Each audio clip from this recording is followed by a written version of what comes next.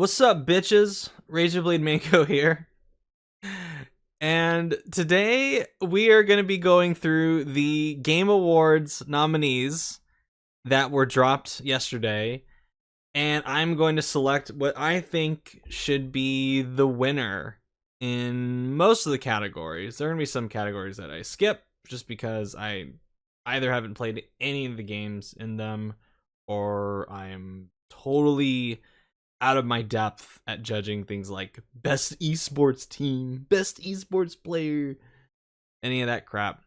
So, uh, normally, look, the Game Awards, as far as the awards go, it doesn't matter. These awards are not the be all end all of, what should be considered the best games of the year.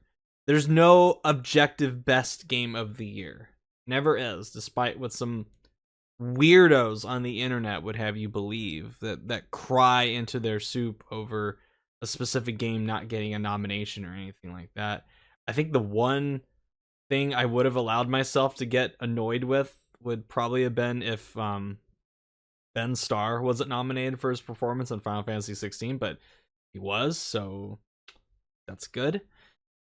And yeah, no one really watches the Game Awards for the actual awards. Like, really? Are you really gonna be that asshole that goes, "Oh, I love watching the Game Awards just for the awards"? Like, no, come on. They might as well rename these fucking things the game ads. Which that's the reason you watch the Game Awards, is to look at the new trailers for all the shit that's coming out in the future. These awards are totally like second class citizens in an award ceremony. So, nonetheless, I'm gonna go through the nominations and pick out what I want to do just because it's fun. And I did it last year, so I figured, fuck it, might as well do it again this year. So, here we go. All right, so like I said, I'm gonna skip out on stuff that's in the esports category because you asked me who was the best esports coach of the year. I don't fucking know. Don't ask me that shit. So we're gonna start with just I'm going like last year. I'm going backwards, moving up to game of the year at the end. So we're gonna start with content creator of the year. I'll be honest. Out of these five, I only know People Make Games. That's the only one I have any kind of familiarity with. I don't know who the hell Iron Mouse is. Quackity Spreen Spurpuk? Who the fuck? Who votes for this content creator of the year? I could think of like 5 content creators that are probably much better than any of these 5. And are we talking about like, oh, I guess it says if they're streamers or content creators, but I mean, People Make Games. I mean, I'm not even like super crazy about People Make Games, but that's the only one I have any kind of familiarity with. So there you go. That's my vote. People Make Games. I honestly I think this category is a joke. Has always been a joke because it's amazing to me that content creators like Skill Up or Girlfriend Reviews or Grimbeard or any of those people, they're not on this list, and they just continually get snubbed for these like streamers and like okay. But People Make Games, I think they do good work, so I'll vote for them. Why not? I didn't vote last year because I fucking didn't know anybody except Nebelian, and Nebelian being there was a fucking joke. So that's People Make Games. You get my vote by default. Most anticipated game. Oh god. So it's really between for me Final Fantasy VII Rebirth and Like a Dragon Infinite Wealth. Because as of right now, as of things that are actually dated, these two are the top 2. Those are those blah, blah, blah. Those are the priority games for me next year. Oh man, this is hard. Like Final Fantasy VII Rebirth or Like a Dragon Infinite Wealth. Oh man, this is like choosing what like of my kids I like more. If I had kids, Shit. Oh, that's hard. And I can't. I'm not gonna cheat and do a draw or flip a coin.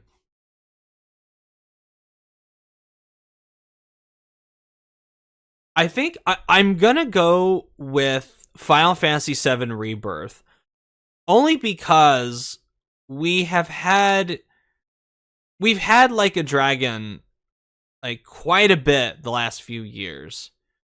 You know, we had in the time between like Yakuza 7 and now, and Infinite Wealth comes out in January. We've had, you know, Gaiden, which I'm currently playing. We had Ichin. We had Lost Judgment. So I haven't had as much time to miss this as I have Final Fantasy VII Rebirth, and I really liked Remake. So I'm definitely looking forward to this. Um, if I had to pick one to play right now at this very moment, I think I would pick Final Fantasy VII Rebirth. So I guess that would technically make it my most anticipated game of 2024 at this point. Though Like a Dragon Infinite Wealth does have that fucking amazing looking Animal Crossing mode. No, fuck it. No. That. I'm going with Like a Dragon. Sorry, Final Fantasy. I'm going with Like a Dragon because I now that I'm really thinking about it, I'm like, yeah, that this definitely has. Yeah, like I would rather play Like a Dragon Infinite Wealth right now between the two. I'm really excited for Final Fantasy VII Rebirth. I'm sure it'll be really fun, but my heart is telling me to go with Infinite Wealth. So that's that. And not that it really matters, because more than likely either Hades 2 or Final Fantasy VII Rebirth will win anyway. I hope to fucking God Star Wars Outlaws doesn't. Fuck. All right, best adaptation. We have Castlevania Nocturne, Gran Turismo movie, The Last of Us, Super Mario Brothers movie, and Twisted Metal. And this is a rare year where I have seen all 5 of these. Mario Brothers, no. I thought it was just fine at best. I did not like Castlevania Nocturne. I thought it was a massive step down compared to the original series. Like that show to me, that first season just came and went like a fart in the fucking wind. So, Twisted Metal, no. Between Last of Us and Gran Turismo, even though I did surprisingly think Twisted Metal was pretty good, it was okay. So between Last of Us and Gran Turismo, I know this is probably going to be a hot take, but I'm going to go with Gran Turismo on this, even though I know Last of Us will probably win. And my reason for that is that Gran Turismo is a more consistent experience compared to the Last of Us TV show. Where the Last of Us TV show, I thought just kind of, you know, went up and down, up and down, up and down as far as the episodes that I liked. It was very peaks and valleys. And so it made for a more frustrating viewing than Gran Turismo, because Gran Turismo, and I surprisingly liked Gran Turismo a lot more than I thought I would. Like, it's totally cheesy, and it's this fucking sports underdog story you've seen time and time and time again, but I thought it was pretty good, and I actually got into it a lot more than I expected. So I'm going with Gran Turismo. Again, it's not like this matters. I'm sure The Last of Us. I'm sure it's either going to be between The Last of Us or the Super Mario Brothers movie. I don't think, maybe recency bias will tip it in Nocturne's favor, but I think it's going to be The Last of Us that wins. But I personally think Gran Turismo was the best adaptation this year, which is not something I thought I would ever say. I thought it was Neil Blomkamp's best movie since District 9, honestly, which isn't saying much, but it is what it is. Best multiplayer: Baldur's Gate 3, Diablo 4, Party Animals, Street Fighter 6, and Super Mario Bros. Wonder. I haven't played Baldur's Gate 3. I haven't played Diablo 4. I hate Blizzard, so I'm not going there. I have played Wonder. I have played Street Fighter 6. I have played Party Animals. Party Animals, that's going to be a no for me, because I found Party Animals to be a somewhat frustrating experience.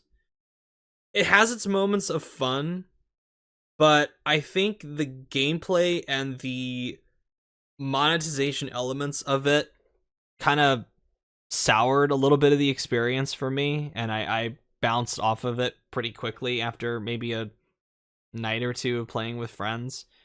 Super Mario Brothers Wonder, I'll admit I have not turned on the multiplayer whatsoever. It might be really good, but I don't have any experience with it, so I'm gonna go with Street Fighter 6 just by default. Even though I have fucked around with the multiplayer in Street Fighter 6, which is actually pretty rare for me, but I did like it from what I've played of it. So Street Fighter 6, even though I think probably Baldur's Gate 3 will win this, I think. Best sports slash racing. We can skip this. I haven't played any of these. Best sim slash strategy. Skipping this. Why is City Skylines 2 nominated? That was like everyone like fucking. Didn't that launch in like a really bad state? Like, why is that here? That's fucking weird. Best family. Okay.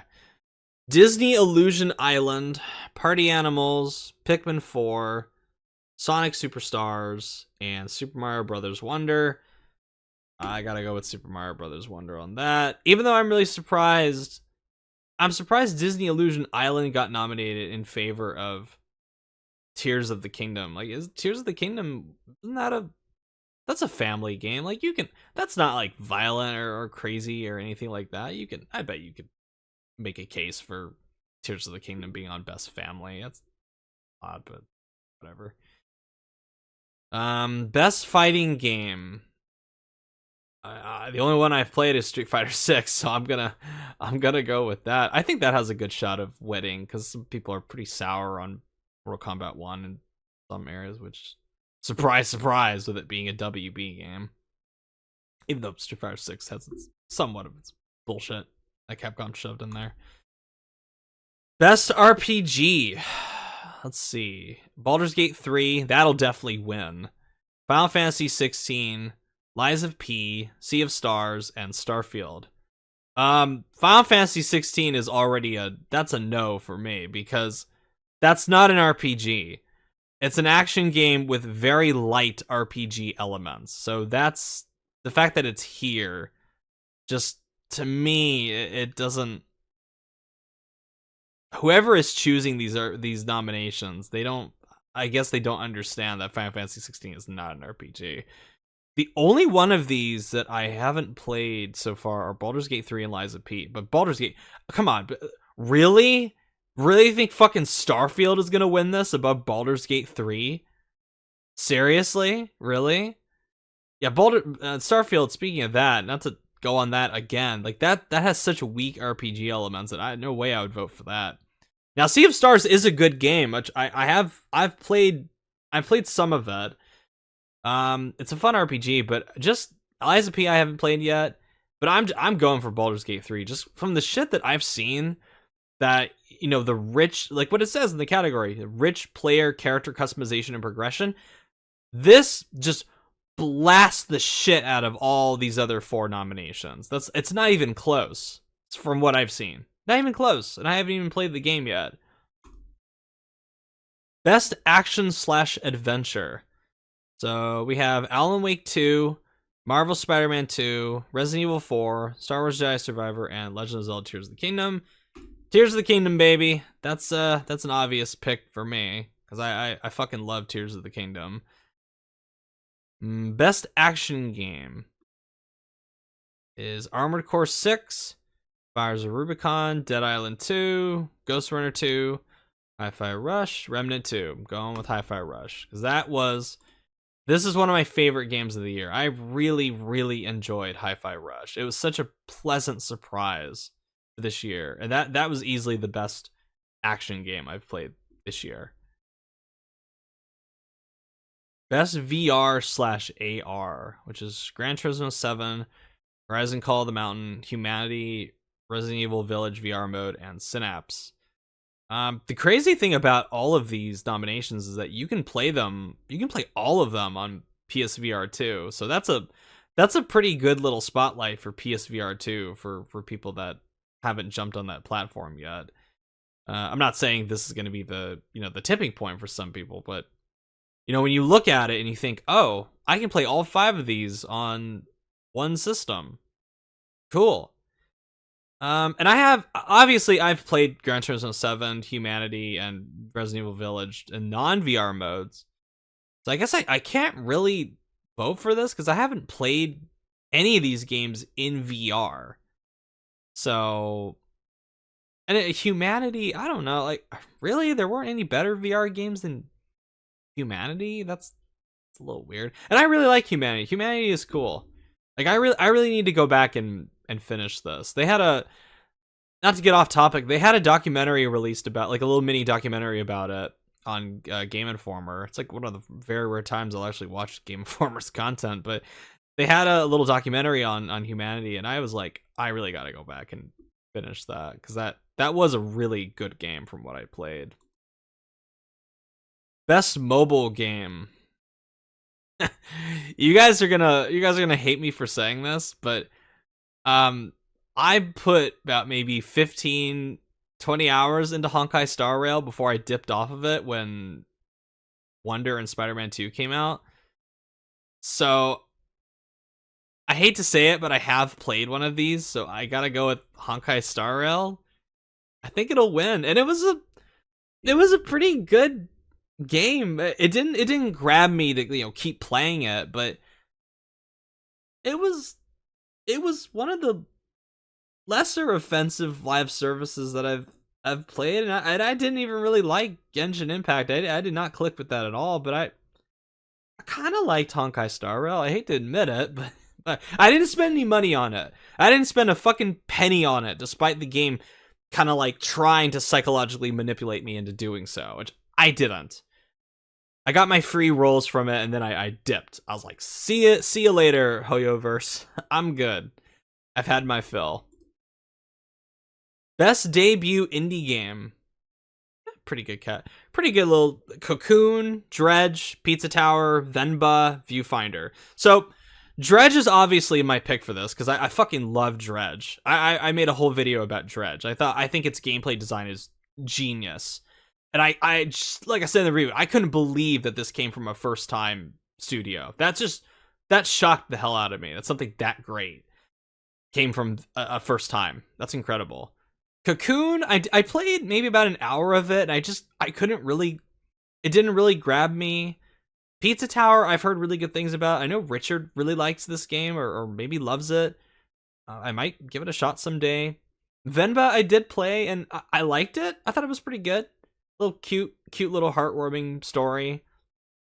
Viewfinder, I also played, and I liked quite a bit. I think this has a really unique gameplay system as a puzzle game, but I gotta go with the Dredge. Like I said, I love Dredge. If Tears of the Kingdom didn't come out this year, Dredge would be my game of the year. Honestly, I think it's that great. I really loved Dredge, and I'm excited as hell that the DLC is coming. The first DLC for it is coming out. Well, not DLC, but the first expansion for it is coming out next week, and then they have a second one coming out in 2024. So I'm buying the shit out of both of them. I'm very excited for Dredge. Best independent game: Cocoon, Dave the Diver, Dredge, Sea of Stars, Viewfinder. I mean, Dredge is obviously my choice for this, but I have liked Sea of Stars from what I've played of it. I liked Viewfinder. I really want to get into Dave the Diver because it sounds really fun. It sounds like the kind of thing that I would enjoy, but it's not. I would want to get it on PS5 just because of the trophies. I hate to be that guy, but that's kind of my thinking with this. But so I'm going with Dredge because like I said, I loved Dredge a lot. Best community support: recognizing a game for outstanding community support, transparency, and responsiveness, inclusive social media activity, and game updates/patches.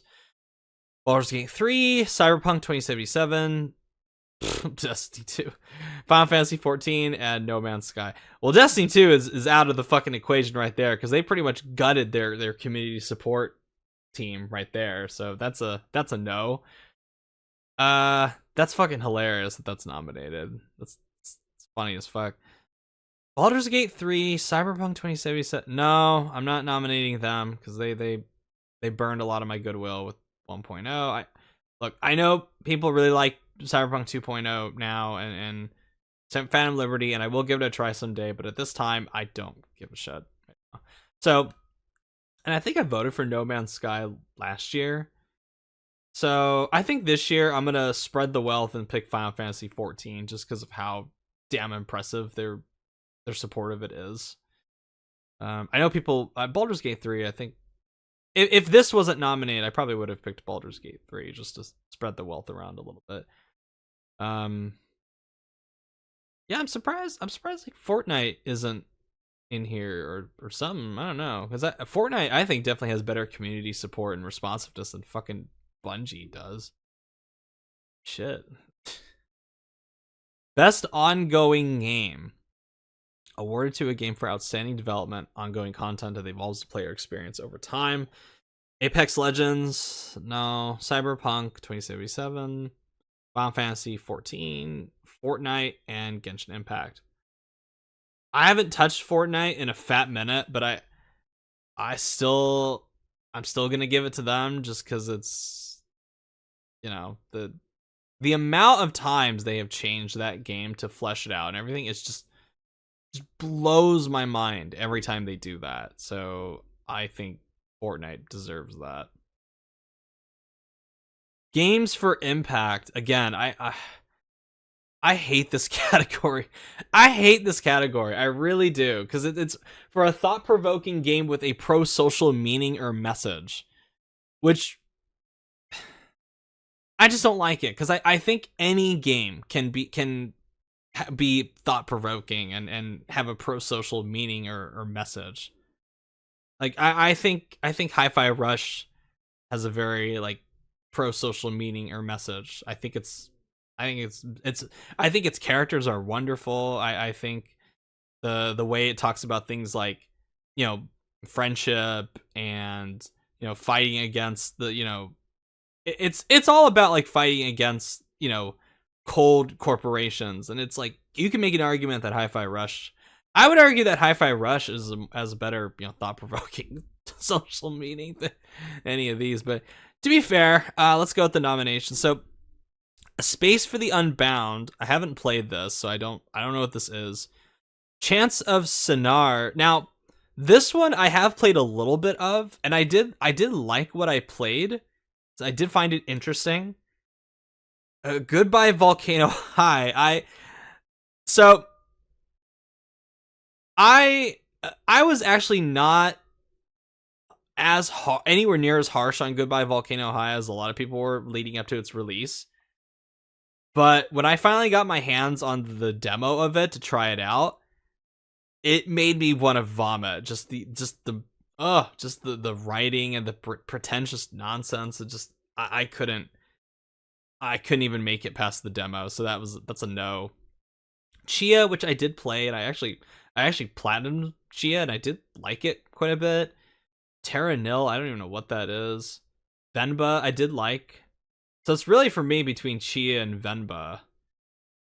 But like, what does like Chia pro social meaning or message? Why? Because the main character is gay?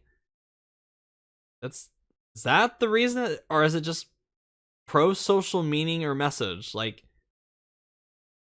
is there really a pro social meaning or message? It's not exactly thought provoking. So why? Just because because the main character is gay, because it's like diverse or whatever. I hate this category. I really do. I roll my fucking eyes every time I see it every year at this award ceremony. But Venba, because it focuses on an Indian family, I guess, for thought-provoking game with pro-social meaning or message. Family is good. Know your roots. Like, be proud of where you came from. Yay? It's not exactly a thought-provoking message. Like, it's just kind of, it's like, okay, it's fine. It's a cute little story. So I'm not gonna vote for it based on like what is the most thought-provoking message in this game? I'm just gonna go for what I think is the better game, and I'm going with Chia because Chia is way more fleshed out compared to Venba. Venba is like you can finish that in like 2-3 hours tops. Chia is actually like it's a full-on game that takes a while to platinum and discover its secrets. So I did like Chia quite a bit. So that's that. Again, this category is just so fucking dumb. Innovation in accessibility. So we have Diablo 4, Forza Motorsport, Hi-Fi Rush, Marvel Spider-Man 2, Mortal Kombat 1, and Street Fighter 6. I'm going with Spider-Man 2 just because that's the one that I saw. I was like, wow, there's a ton of amazing accessibility options in this. Except one that I think would have made the game a lot better that I'll get into at a later date. Okay, best performance. I don't even need to look at these others. Ben Starr, there you go. That's my pick right there. Really, these are the best performances that we got this year, I guess. Cameron in Jedi Survivor. I'm willing to bet there were better performances than this, or that. I don't know about these other three, but I've heard Idris Elba is cool as fucking Cyberpunk Liberty City. But Ben Starr, Final Fantasy 16, blows away every other performance this year for me. Every other performance in the last few years, in my opinion. So it's that. Best audio design. Ooh. So Alan Wake 2, Dead Space, Hi-Fi Rush, Marvel Spider-Man 2, and Resident Evil 4. I mean, come on. It's a game built around audio and sound design. So, and I really like the sound. I like the sound in RE4 Remake, even though I think it's inferior to the original in a lot of ways. I haven't played Dead Space. This is my one blind spot for the year. I haven't played Alan Wake 2, though I am kind of curious to check it out. Marvel Spider-Man 2. I mean, the sound design it's great, but it's not noteworthy compared to Hi-Fi Rush for me. Best score and music. So we have Alan Wake 2, we have Baldur's Gate 3, Final Fantasy 16, Hi-Fi Rush, and Legend of Zelda Tears of the Kingdom.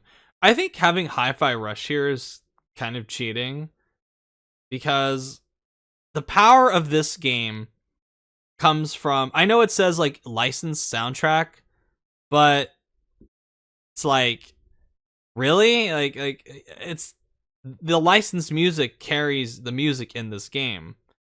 So I don't think it this is a personal thing with me. I don't think this should count with like licensed soundtrack. I think it should just be, original music. Actually, if I allow myself to have like one annoyance at a snub, I think there's no shot in hell I was ever going to get nominated. But I think not having Paranormasight, the Seven Mysteries of Hanjo, in here is a fucking war crime for best score in music. I think its score is better than all 5 of these, what I've heard, honestly. So this is a no. I haven't played Baldur's Gate 3. I haven't played Alan Wake 2. So it really comes down to Final Fantasy 16 and Tears of the Kingdom, which both have scores that I really, really, really enjoy. But as far as like, this is tough because I love Tears of the Kingdom soundtrack, but some of it is reused from the first game. And then I have Final Fantasy 16 over here, which I think has a great soundtrack of original music. But there's some like really big duds, and it tends to repeat a lot of the battle stuff in the game, which is kind of grating. This is another tough one between Tears of the Kingdom and Final Fantasy 16. Oh man.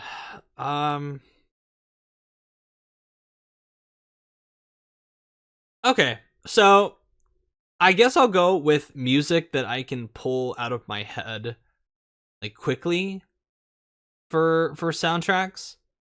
I'm gonna go with Tears of the Kingdom on this one. Like, I'm sorry, I'm sure Final Fantasy 16 will win, but I loved Tears of the Kingdom's soundtrack, and I still listen to it, even though it's been quite a while since I last went back to it. Final Fantasy 16, if it had more more diverse battle themes, and if it didn't have those stupid like industrial rock like scores that just felt so out of place for certain bits, I would pick this, but Tears of the Kingdom is my pick for best score. Best art direction. So Alan Wake 2, Hi-Fi Rush, Lies of P, Super Mario Brothers Wonder, and The Legend of Zelda Tears of the Kingdom. That's the obvious pick with me. I know some people might be surprised that I'll pick Tears of the Kingdom so easily because, you know, Hi-Fi Rush has such a striking art style. It definitely does. I think if Tears of the Kingdom wasn't here, Hi-Fi Rush would definitely win. You know, I really like Super Mario Brothers Wonder's art direction as well. Tears of the Kingdom was such a visually rich experience for me that no other game even came close as far as like, you know, as far as this year just blowing me away with its visuals. Um from a whole, you know, composition, art style, art direction, that kind of stuff. Hi-Fi Rush comes kind of close because it's a very beautiful looking game, very distinct art style that's going to age wonderfully. But Tears of the Kingdom just, oh my god, just art style, animation, just wonderful. Just the typical Nintendo high quality that I expect from them. So there's that.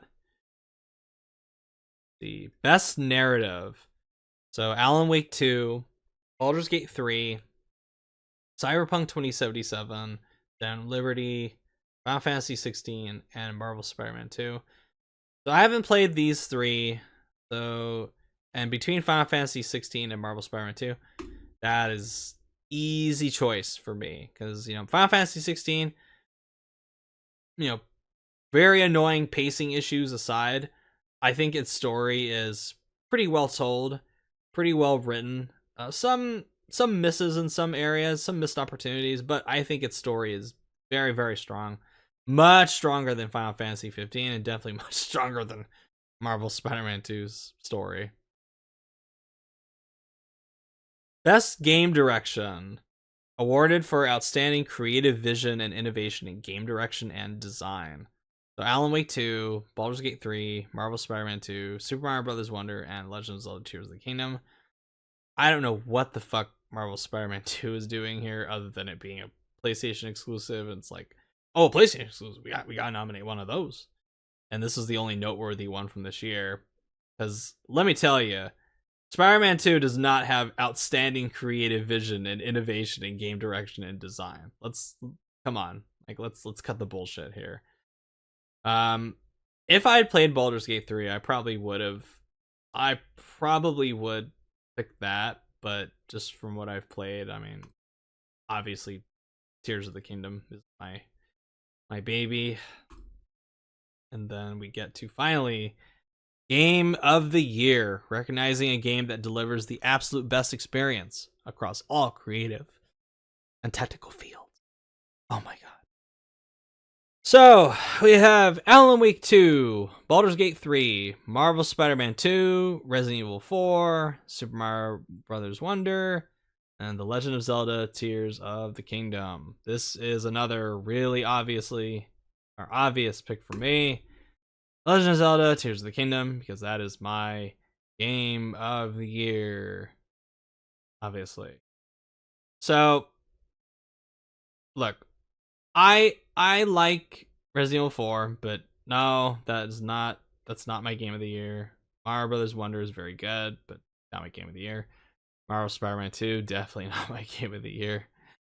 I haven't played Baldur's Gate 3 or Alan Wake 2, so that's a no, but yeah, that's a yeah, I mean last year was kind of like a hot take pick for me because it's like, oh, is it between Elden Ring and God of War Ragnarok?